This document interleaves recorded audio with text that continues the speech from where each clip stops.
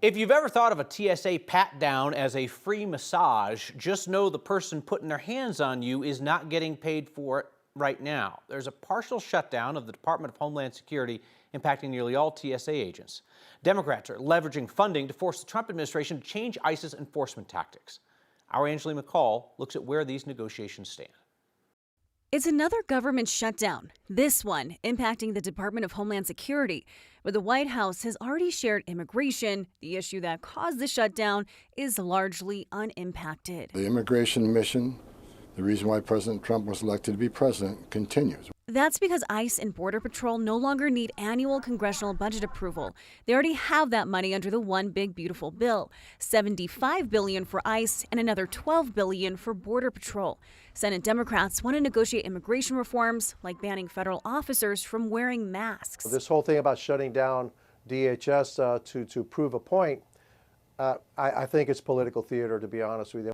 Experts say while immigration officers won't get paid, they will continue working, along with employees like TSA agents or those with the Coast Guard, for instance. I think the people that are affected by this, the different parts of DHS that are now being asked to not be paid once again, not too long after we've had the government shut down, I think they have a right to be pretty upset. Professor Matt Klaus with the University of Denver says ICE is funded through 2029, meaning not funding it largely impacts other agencies and not immigration enforcement directly. If this really is the reasons for this shutdown are because of ICE's behavior, why punish the people who are doing transportation, TSA, doing the Coast Guard, doing FEMA, doing the other areas? There's no link.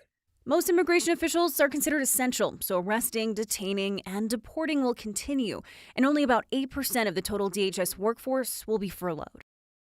Politico is warning that sources say this particular lapse in funding could suspend investigations, audits, and probes into DHS that are currently active. So like the reviews of using facial recognition or allegations about ICE using excessive force that they continue to review. So those could potentially be on pause right now.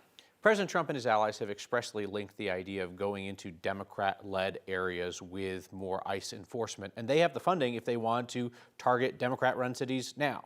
Yeah, well, the One Big Beautiful Bill, what it did is, even though they're fighting about this funding, ultimately, if they wanted to continue and go into 5 other cities, as President Trump has previously suggested, they could continue to do that. It just would mean that their officers wouldn't get paid. But ultimately, the funding is there for them to go and do what they want until this government shutdown ends. And the people who will largely be impacted are, many of the employees we see every day, like TSA workers at the airport. Angeline, thank you.